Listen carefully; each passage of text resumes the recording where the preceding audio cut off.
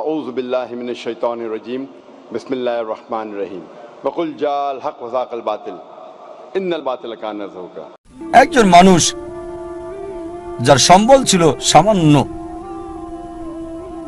কিন্তু তিনি লক্ষ্যের চূড়ায় পৌঁছেছেন। যে মানুষ, যে ব্যক্তিটি আমার জীবনকে বদলে দিয়েছেন, শরীরের ডাক্তার থেকে আত্মার ডাক্তার করেছেন, আমি নিশ্চিত আপনারা তাকে চেনেন। তিনি হচ্ছেন শেখ আহমেদ দিদাত। চলুন তার লক্ষ্য নির্ধারণ দেখি।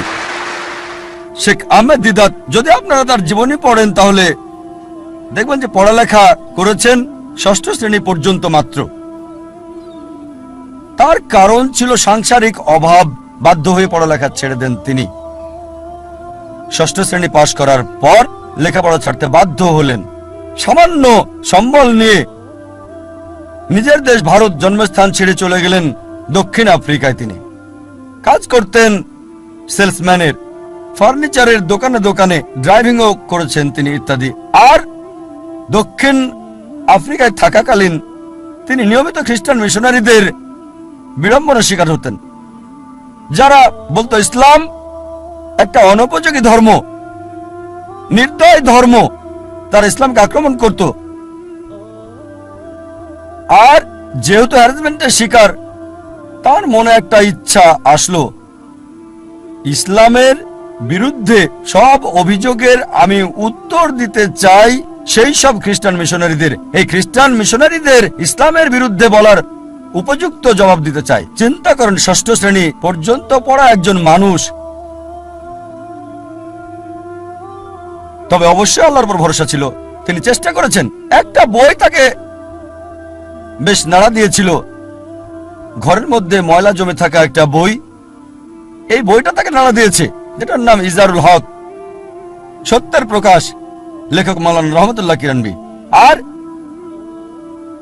ওই বইয়ে লক্ষ্যের নির্দেশনা পান।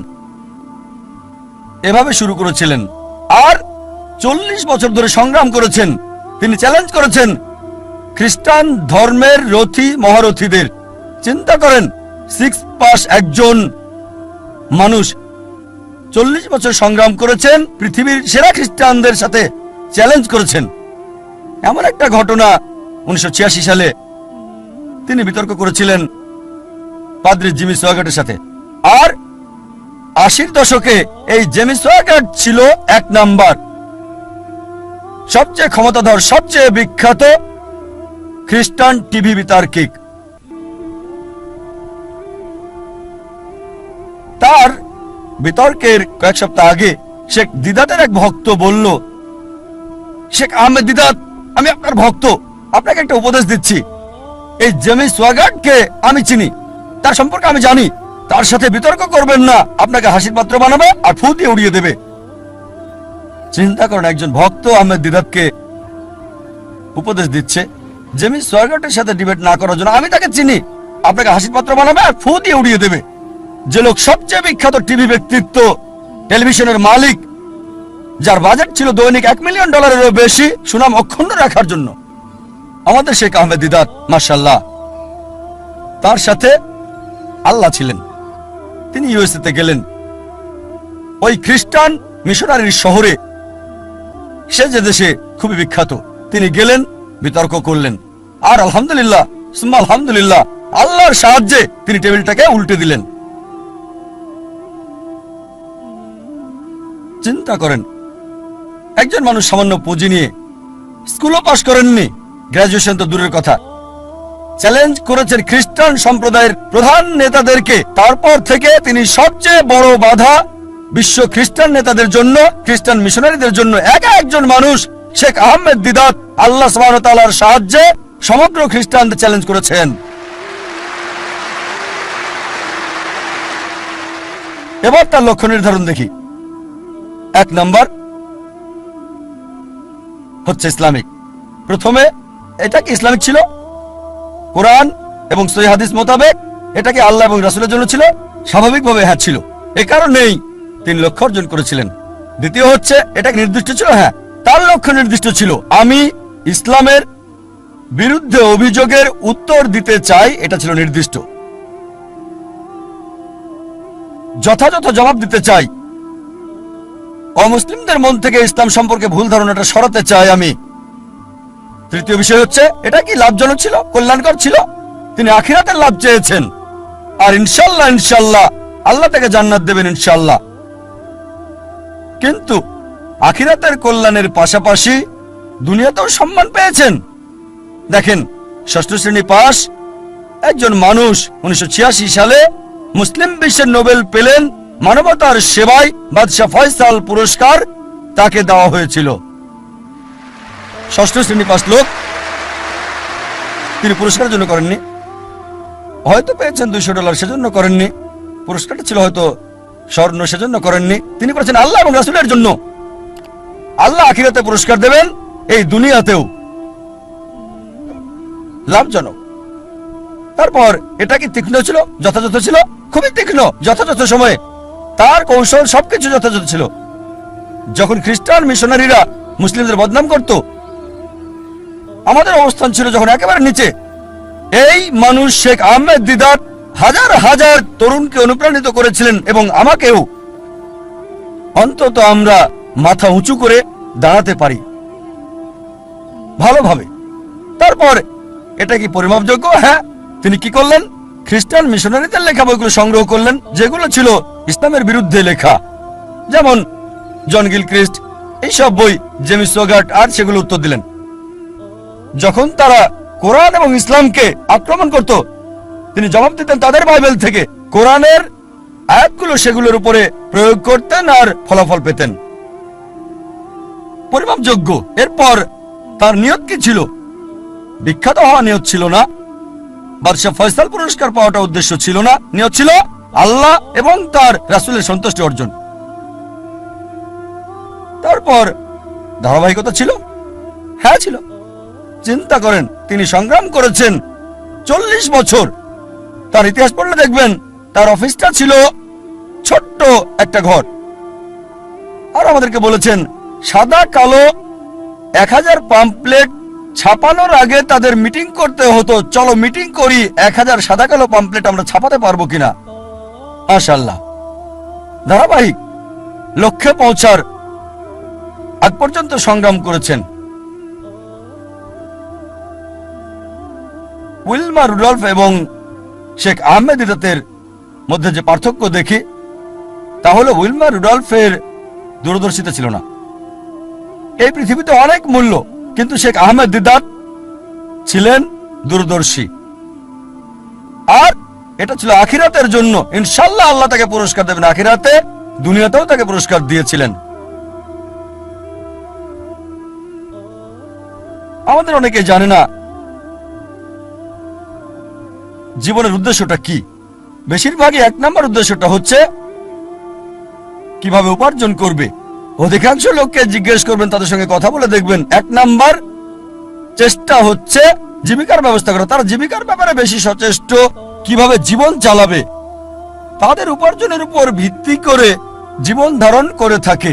তারা কি খাবে, কি পড়বে, কোথায় বাস করবে, কোন স্কুলে পড়াশোনা করবে, কোন স্নাতক ডিগ্রি নেবে, সবকিছু উপার্জনকে ঘিরেই হচ্ছে। আর এরা চিন্তা করে যে যদি বেশি টাকা উপার্জন করতে পারে তাহলে জীবনের লক্ষ্য অর্জন করে ফেলেছে। যেমন আমি যথাযথ হওয়ার উদাহরণ দিলাম। আমাদের অধিকাংশই কি করি? পাখির চোখ নিশানা না করে কি করি? আমরা শূন্যে গুলি করে দিই, আর চারপাশের বিষয়গুলো টেনে আনি, নিশানা ছাড়াই গুলি করে দেই। কোনো একটা বিষয়ে গ্রাজুয়েশন করি, তারপর যখন বলা হয় কেন এই কোর্স নিয়েছো তুমি, ও আমি তো ভাবিনি। তারপর বিশেষত্ব খোঁজে, আরো বেশি বিশেষত্ব খোঁজে, তারপর চেষ্টা করে, যাচাই করে কেন এই কোর্স নিয়েছে।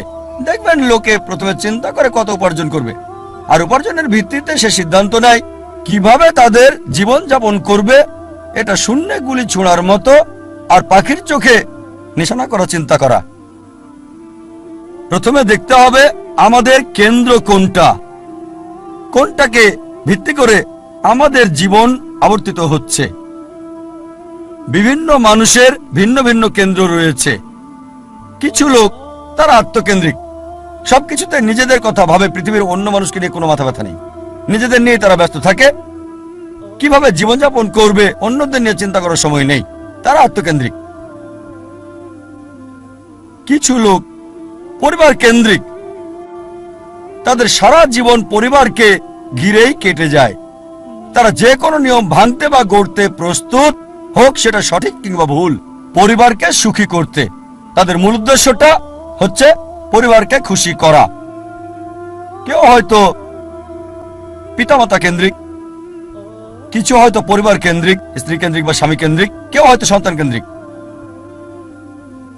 দেখবেন কিছু লোক পিতামাতাকে খুশি করার জন্য যে কোনো কিছু করতে পারে। তাদের জীবনের সব নিয়ম কানুন পিতামাতার পছন্দ অপছন্দের ভিত্তিতে হয়। আল্লাহ কোরআনে বলেছেন সূরা লুকমান অধ্যায় 31 আয়াত 14 যে আমি মানুষকে নির্দেশ দিয়েছি পিতামাতার সাথে সদ্ব্যবহার করতে। অনেক কষ্ট সহ্য করে মাতাকে গর্ভে ধারণ করেছে, অনেক কষ্ট সহ্য করে তাকে জন্ম দিয়েছে। ঠিক তারপরে আয়াত সূরা লুকমান অধ্যায় 31 আয়াত 15 বলছে যদি তোমার পিতামাতা চেষ্টা করে, জিহাদ করে, চেষ্টা সংগ্রাম করে তোমাকে বাধ্য করে আল্লাহ সুবহানাহু ওয়া তাআলা ছাড়া অন্য কারো ইবাদত করতে, যে বিষয়ে তোমার কোনো জ্ঞান নেই, তাদের মানবে না, তবে তাদের সাথে থাকো ভালোবাসা আর মমতা দিয়ে। তার মানে আমাদের স্রষ্টা বলেছেন পিতামাতাকে ভালোবাসতে মানতে হবে, কিন্তু স্রষ্টার বিরুদ্ধে যেতে বললে, আল্লাহ এবং তার চূড়ান্ত নবীর বিরুদ্ধে যেতে বললে তাদের মানবে না। তারপরও তাদেরকে ভালোবাসো, সহানুভূতি দাও। সীমানা আছে। কিছু মানুষ স্বামী বা স্ত্রী কেন্দ্রিক, তারা স্ত্রীদেরকে খুশি করতে চায় বা স্বামীদেরকে খুশি করতে চায়। আর ধরেন কারো স্ত্রী খুবই দামি ডায়মন্ড নেকলেস চাইল, তার দেওয়ার সামর্থ্য নেই, সে কি করলো? ভিক্ষা করলো, ধার করলো বা চুরি করলো, আর ওই ডায়মন্ডের নেকলেসটা স্ত্রীর জন্য কিনে আনলো। তার লক্ষ্য স্ত্রীকে খুশি করা। কিছু লোক সন্তান কেন্দ্রিক, সন্তানদের খুশি করতে চায়। অনেক সময় দেখা যায় হয়তো কারো ছেলে বিদেশে গিয়ে লেখাপড়া করতে চায়, সে যে বিষয়ে ভর্তি হতে যাচ্ছে সেটা অপ্রয়োজনীয়, এটা তাকে দুনিয়াতেও সাহায্য করবে না, আখিরাতেও সাহায্য করবে না। তারপর কারণ ছেলে বিদেশে পড়তে চায়, এই লোক সম্পত্তি বন্ধক রাখে এবং ছেলেকে আমেরিকাতে পাঠায় আর বলে আমার ছেলে তো আমেরিকায় পড়ছে, যদিও তার লক্ষ্যটা হচ্ছে সে ছেলেকে আমেরিকাতে পড়াবে। আসলে উদ্দেশ্যটা কি? জীবনটা কোন কেন্দ্রিক? কিছু লোক যারা হচ্ছে সমাজ কেন্দ্রিক, আমরা জানতে চাই আমাদের পরিবারের বাইরের লোকজন কি চিন্তা করে, এভাবে পুরো জীবনটা সমাজ কেন্দ্রিক হয়ে যায়। কিছু লোক প্রতিবেশী কেন্দ্রিক, প্রতিবেশীর সাথে প্রতিযোগিতায় লিপ্ত। একটা গল্প মনে পড়ে গেল। একসময় একজন ফেরেশতা এসে এক লোককে বলল আমি তোমার উপর খুশি, তুমি যা চাইবে আমি তোমাকে তাই দেব, তবে একটা শর্ত, যা তুমি চাইবে আমি তোমাকে সব দেব, তবে তোমার প্রতিবেশীকে দেব তার দ্বিগুণ। লোকটা বলল একটা রোলেক্স ঘড়ি আমার চাই। ফেরেশতা তাকে রোলেক্স ঘড়ি দিয়ে দিল। প্রতিবেশী দুটো রোলেক্স ঘড়ি পেল। লোকটি বলল একটা মার্সিডিজ গাড়ি আমার চাই। ফেরেশতা তাকে মার্সিডিজ গাড়ি দিল। প্রতিবেশীকে দুটো মার্সিডিজ দিল। লোকটি বলল একটা সুন্দর বড় বাংলো চাই। ফেরেশতা তাকে সুন্দর বড় বাংলো দিল। তার প্রতিবেশীকে দেওয়া হলো দুটো সুন্দর বড় বাংলো। লোকটি পরে বলল দয়া করে আমার শেষ ইচ্ছাটা তুমি পূরণ করে দাও। কি সেটা? আমার একটা চোখ তুমি নষ্ট করে দাও, যাতে কিছু আমি চোখে না দেখতে পাই।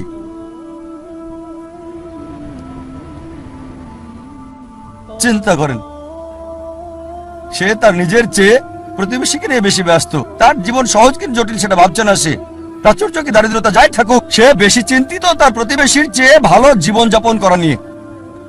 এ কারণেই সে ফেরেশতাকে বলল আমার একটা চোখ নষ্ট করে দাও, যাতে প্রতিবেশীর দুটো চোখই নষ্ট হয়ে যায়। এভাবে আমরা প্রতিবেশী কেন্দ্রিক। নিজে সুখী কিনা ভাবছে না, দেখতে পারবে কিনা সেটা ব্যাপার না। যেহেতু প্রতিবেশী সম্পূর্ণ অন্ধ হবে, তাই একটা চোখ হারাতে কোনো আপত্তি নাই। প্রতিবেশী কেন্দ্রিক। কিছু লোক বন্ধু কেন্দ্রিক, কিছু আবার শত্রু কেন্দ্রিক। তারা বেশি চিন্তিত তার শত্রু কি করছে সেটা নিয়ে, শত্রু কি চিন্তা করছে আমার ব্যাপারে তা নিয়ে পরিকল্পনা করে। শত্রু যদি এটা করে আমি ওটা করবো, সব সময় সারা জীবন চিন্তা করে এভাবে শত্রুরা কি করছে। এটা আপনি পাবেন বিভিন্ন ক্ষেত্রে। ব্যবসায়ী চিন্তা করছে তার শত্রুর ব্যাপারে, ছাত্র চিন্তা করছে শত্রুর ব্যাপারে। তারা যা চিন্তা করে তার প্রতিরোধ চিন্তা করে। শত্রু যা চিন্তা করছে তার প্রতিরোধমূলক চিন্তা। বেশিরভাগ সময় তারা কাটায় শত্রুর মোকাবেলার চিন্তা করে। তাদেরকে একটা সুন্দর শান্তির উপদেশ দিতে চাই, যা আমি অনুসরণ করি। যদি কেউ আপনার দিকে পাথর ছুঁড়ে মারে, নিজেকে এতটা উঁচুতে নিয়ে যান যাতে পাথর আপনাকে ছুঁতে না পারে। কেউ আপনার দিকে ঢিল ছুঁড়ে মারলে নিজেকে এমন উঁচুতে নিয়ে যান যাতে পাথর আসতে না পারে। তাহলে প্রতিযোগিতার প্রশ্ন আসবে কি করে? আপনার বিরুদ্ধে শত্রুর পরিকল্পনার সুযোগ আসবে কি করে? আরেকটা উপদেশ, যদি কেউ ইট ছুঁড়ে মারে আপনার দিকে, এই ইট দিয়ে ঘর তৈরি করেন আপনি। স্কুলে শিখতাম মার্শাল আর্ট, কেরাতি, জুডো। যদি বড় কেউ আপনাকে ধাক্কা দেয়, কি করতে হবে? সাইড স্টেপ নিতে হবে, তার শক্তি কাজে লাগিয়ে তাকে ফেলতে হবে, তার শক্তির ব্যবহার। কেউ যখন আপনাকে ইট মারবে, সেই ইট দিয়ে ঘর তৈরি করেন। কিছু লোক সুনাম কেন্দ্রিক, তারা সুনাম চায়, মূল উদ্দেশ্য খ্যাতি পাওয়া। যে কোনো অনৈতিক কাজ করতে প্রস্তুত, নিয়মকানুন বিসর্জন দিতে পারে। কিছু লোক তারা হচ্ছে ভোগবাদী, তারা সম্পদ কেন্দ্রিক। সব সময় চিন্তা করে অর্জন কি, কত সম্পদ করেছে, তারা কি পড়ে। আর এটা কমন, খুবই কমন মানুষের মধ্যে, বিশেষ করে ধনীদের মধ্যে। বন্ধুদের সাথে দেখা হলে গল্প শুরু করে। কোন ব্র্যান্ডের ঘড়ি পরেছো? এটা কি ট্যাগ হিও নাকি ওমেগা? ও এটা রোলেক্স। ফিতাটা কিসের? আয়রনের নাকি চামড়ার? ব্রেসালটা কি? ও কোন ধরনের ডাল? Gold plated, diamond stone? ও কারুকাজ করা, পার্টি ফিলিপ। ধনী লোকদের অধিকাংশেরই এটা একটা ঘড়ি থাকে না, অনেকগুলো ঘড়ি। আর চিন্তা করে, ঠিক আছে আজকে ঘড়িটা পরলাম, পরের দিন পরবো না। বন্ধুদের কাছে যাওয়ার সময় এভাবে চিন্তা করে সময় পার করে কোন অনুষ্ঠানে কোনটা পরবে। একইভাবে এরা গাড়ির ব্যাপারেও কথা বলে। তোমারটা কি গাড়ি? BMW, Mercedes, Porsche, Rolls Royce, Maybach, Bentley, designer. এভাবে সময় কাটায়, প্রায় করে থাকে, যেহেতু এটা তাদের আইডেন্টিটি। এই ঘড়ি না পড়লে তাদের কে চিনবে? এই গাড়িতে না চড়লে, মার্সিডিজ বা বিএমডব্লিউতে না চড়লে তাদের কে চিনবে? এটা আইডেন্টিটি। বড় শহরগুলোতে দেখবেন লোকদের কমন চিত্র। ধনী লোকদের দেখবেন তারা কথা বলে, আপনার ঘড়ি কি, কোন শিপের মালিক, উঁচু লেভেলে কোন জেটের মালিক, আমার ব্যক্তিগত জেট আছে, কতগুলো ইঞ্জিন। লোকজন হয়তো ভাববে আমি কিভাবে এসব খুঁটিনাটি জানি ঘড়ির ব্র্যান্ডের ব্যাপারেও। আপনারা জানেন আমার পেশা, আলহামদুলিল্লাহ, সৌভাগ্য বা দুর্ভাগ্য, আমি যে পেশায় আছি, আমি সব শ্রেণীর লোকদের সাথে মিশি, একেবারে ভিখারি থেকে রাজা পর্যন্ত। আল্লাহ আমাকে দয়া করেছেন, ভালো অথবা মন্দ, আমি চারপাশের লোকদের সাথে মিশি, ভিখারি থেকে রাজা পর্যন্ত। আর যে সুযোগটা আমি পাই, কোন বস্তুবাদীর সাথে যখনই কথা বলি, আমি চেষ্টা করি, দাওয়াত দেই, তাদের বলি তোমার ঘড়ির দাম হয়তো $1000 বা $10,000 অথবা $1,00,000। আমার ঘড়ি, আমি যেটা পড়ছি, এই ঘড়িটার দাম মাত্র $1,400 টাকা, $30 কম। অনেক বছর ধরে ব্যবহার করছি, ভালো সার্ভিস দিচ্ছে, একেবারে তোমারটার মতোই। সাধারণ ঘড়ি, দাম মাত্র $1,400 টাকা। আলহামদুলিল্লাহ, আল্লাহ দয়া করেছেন, আমি যেগুলো নাম বললাম অধিকাংশ ব্র্যান্ডই উপহার পেয়েছি, সবগুলো ব্র্যান্ডই উপহার পেয়েছি। এই সবগুলো ওমেগা, রোলেক্স, অনেক পেয়েছি। আর আমি নবী মুহাম্মদ সাল্লাল্লাহু আলাইহি ওয়াসাল্লামের পথ অনুসরণ করেছি। আমি অন্য দায়ীদের দিয়ে দেই, আমার স্টাফদের দিয়ে দেই, যাতে করে আমি খুতুওয়াতুশ শয়তান থেকে দূরে থাকতে পারি। অনেক সময় অনেক উপলক্ষে আমাকে নিমন্ত্রণকারীরা তাদের ব্যক্তিগত জেট প্লেন আমার জন্য পাঠায়, ব্যক্তিগত জেট প্লেন আমাকে নিয়ে যাওয়ার জন্য তারা পাঠিয়ে দেয়। এমন অনেকবারই হয়েছে। চিন্তা করেন, জেট প্লেনের খরচ শুধুমাত্র একজন মানুষের জন্য, পাইলটদের পেমেন্ট, এয়ার হোস্টেসের পেমেন্ট, এয়ারপোর্টের ভাড়ার খরচ। তাই আমি তাকে বললাম, এটা সবচেয়ে ভালো হয় যদি একটা ইকোনমিক ক্লাস টিকিট পাঠান। আলহামদুলিল্লাহ, আল্লাহ আমাকে দয়া করেছেন, আমার পরিবারকে রহমত করেছেন। মাশাআল্লাহ, এই সব গাড়ি কিনতে পারবো, ফার্স্ট ক্লাসে ভ্রমণ করতে পারি, আলহামদুলিল্লাহ। কিন্তু আমি একজন দায়ী, তাই আমি তাকে বললাম, এত টাকা খরচ করার চেয়ে বরং একটা ইকোনমিক ক্লাস টিকিট পাঠিয়ে দেন, চলে আসব। বাকি টাকা অন্য কোথাও দান করে দেবেন আল্লাহ সুবহানাহু ওয়া তাআলার পথে। আয়োজকেরও মাশাআল্লাহ নিয়ত স্বচ্ছ হওয়ায় আমাকে বললেন যে আমার জেট প্লেনে কাকে আমি আনতে পাঠাবো, আর কে উত্তম আল্লাহর পথে দায়ী ইচ্ছে। আমি তাকে বললাম, ইনশাআল্লাহ আপনার নিয়ত যেহেতু সহি, ইনশাআল্লাহ আল্লাহ আপনাকে পুরস্কার দেবেন। তার নিয়ত ছিল আল্লাহর পথে দায়ীর জন্য ভালো ব্যবস্থা করা, আল্লাহ তাকে পুরস্কার দেবেন।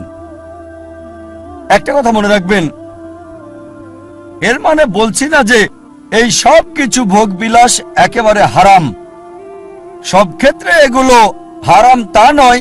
জীবনের উদ্দেশ্যটা কি জানতে হবে। এগুলো হারাম হতেও পারে, আবার নাও হতে পারে। একটা উদাহরণ দিচ্ছি। মনে করেন আপনার অবস্থান ক্যাটাগরি এ তে, যাদের এসব করার সামর্থ্য নেই, এই দামি ঘড়ি, এই দামি গাড়ি, দামি বাংলো, কিন্তু যদি সে ভিক্ষা করে, যদি ধার করে, চুরি করে বলে দামি ঘড়ি কেনে, দামি গাড়িতে চড়ে, এটাকে ইসরাফ বলা হয়, এটা হারাম। দ্বিতীয় শ্রেণীর লোক আছে যাদেরকে আল্লাহ সামর্থ্য দিয়েছেন। আল্লাহ কোরআনে বলেছেন, সূরা আনাম অধ্যায় 6 আয়াত 71, কিছু লোককে আমি অনেক বেশি প্রাচুর্য দিয়েছি অন্যদের চেয়ে। আল্লাহ বলেন সূরা আনাম অধ্যায় 6 আয়াত 165, আল্লাহ কিছু মানুষকে অন্যের উপর মর্যাদা দিয়েছেন যাতে তিনি তোমাদের পরীক্ষা করতে পারেন। তাই আল্লাহ যদি আপনাকে সামর্থ্য দেন আর আপনি এগুলো কিনেন, দামি গাড়ি, দামি ঘড়ি, দামি বাংলো, আর শুধু এগুলো নিয়েই আপনি থাকেন, এগুলো ছাড়া কিছুই করতে পারেন না, এটাই আপনার কেন্দ্র, এটাই আপনার জীবনের উদ্দেশ্য, তাহলে এটা হারাম। তৃতীয় ক্যাটাগরির লোক আছে যাদেরকে আল্লাহ সামর্থ্য দিয়েছেন, তারা সেগুলো কিনে, তবে সেগুলো নিয়েই পড়ে থাকে না। এটা কিনেছে। নবী সুলাইমান আলাইহিস সালামের উদাহরণ দেখে তিনি ধনী ছিলেন, মালিকও হয়েছিলেন, তবে এগুলোর উপর নির্ভরশীল না। তাই যদি এগুলো কিনেন আর যদি আল্লাহ সুবহানাহু ওয়া তাআলাকে মেনে চলেন, বস্তুবাদী বিলাসের উপর নির্ভরশীল না হন, তাহলে এটা মুবাহ, ঐচ্ছিক, এটা হারাম না। তবে সবচেয়ে উত্তম চতুর্থ ক্যাটাগরি, যাদের আল্লাহ সামর্থ্য দিয়েছেন আর তারপর সেগুলো ব্যবহার করে না, এগুলো কিনে না। প্রিয় নবীজি মুহাম্মদ সাল্লাল্লাহু আলাইহি ওয়াসাল্লামের মতো। আমাদের প্রিয় নবী মুহাম্মদ সাল্লাল্লাহু আলাইহি ওয়াসাল্লামের ক্ষমতা ছিল, সুনাম ছিল, আধিপত্য ছিল। সে সময় তিনি রাজা হতে পারতেন, সারা পৃথিবীর সব ধন সম্পদের মালিক হতে পারতেন, অথচ যখনই কোনো পুরস্কার পেতেন, অনেক সময়, প্রায় সময় তিনি তার সাহাবীগণকে সেগুলো দিয়ে দিতেন। এর জন্য না যে গ্রহণ করা হারাম হবে, কেউ যদি ভালো উপহার দেয় সেটা রাখতে পারেন, সেটা হারাম না, কিন্তু নবীজি অন্যদের দিয়ে দিতেন। চতুর্থ ক্যাটাগরি, আল্লাহ সামর্থ্য দিয়েছেন আর সেগুলো ব্যয় করে আল্লাহ সুবহানাহু ওয়া তাআলার পথে।